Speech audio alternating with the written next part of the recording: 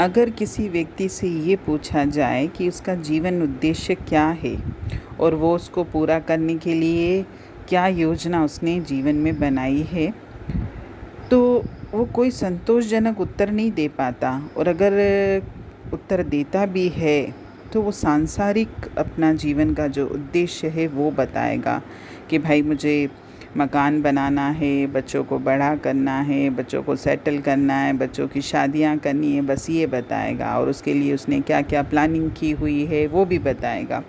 लेकिन हमारे जीवन का जो वास्तविक उद्देश्य है, जिसके कारण परमात्मा ने मुझे इस संसार में भेजा है, वो उद्देश्य किसी को भी याद नहीं है। क्योंकि हम कभी भी इस प्रश्न की गहराई पर विचार ही नहीं करते कि मेरे जीवन का उद्देश्य है क्या। और जब मेरे को उद्देश्य ही स्पष्ट नहीं है तो मेरे अंतर में जो परमात्मा ने अनगिनत शक्तियाँ दी हैं उस उद्देश्य को प्राप्त करने के लिए, वो तो बेकार ही पड़ी रहती हैं।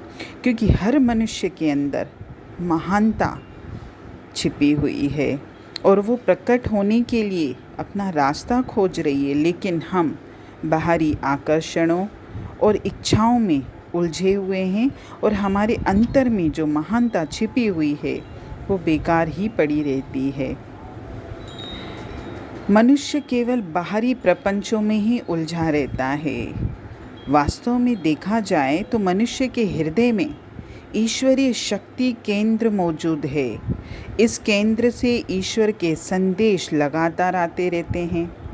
जैसे केंद्र से रेडियो के इसके होते हैं ना, जो वहाँ से जो हम लोग सुनते हैं, वैसे ही हमारे अंदर है। वहाँ से हमको संदेश लगातार मिल रहे हैं और जिसका अगर हम पालन करें तो हमारे अंतर में उस ईश्वरीय गुणों का विकास होगा। हमारी बुद्धि भी तेज होगी, हमारी पुण्य की पूंजी भी बढ़ेगी, हमें गहरी समझ भी पैदा होगी, हमें आत्मविश्वास भी बढ़ेगा।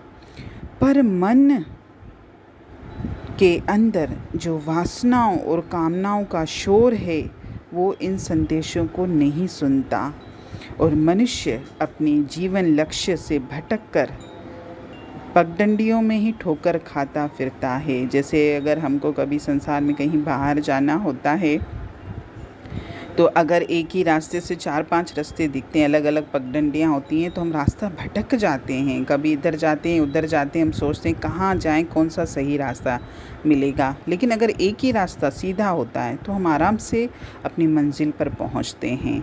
तो ये हमने अपने जीवन लक्ष्य को भटका दिया है।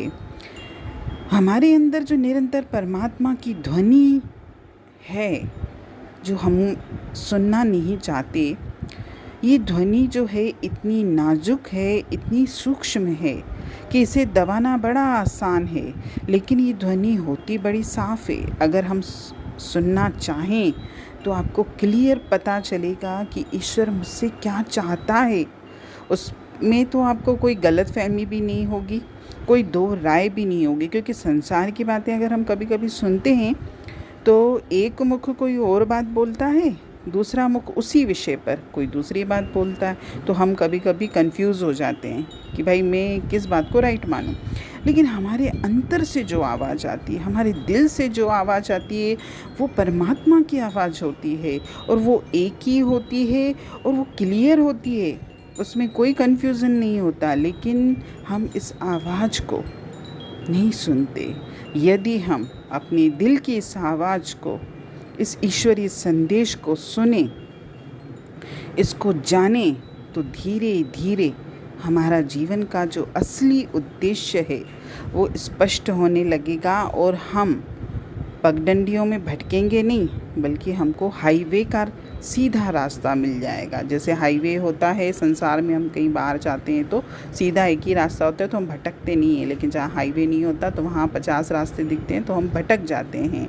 ऐसे ही हमको संसार में भटकना नहीं है, हमको एक परमात्मा का रास्ता अपनाना है और जीवन को सफल बनाना है और इस जीवन उद्देश्य को जानना है, समझना है, तभी तो हम इस उद्देश्य को प्राप्त कर पाएंगे। हरि ओम।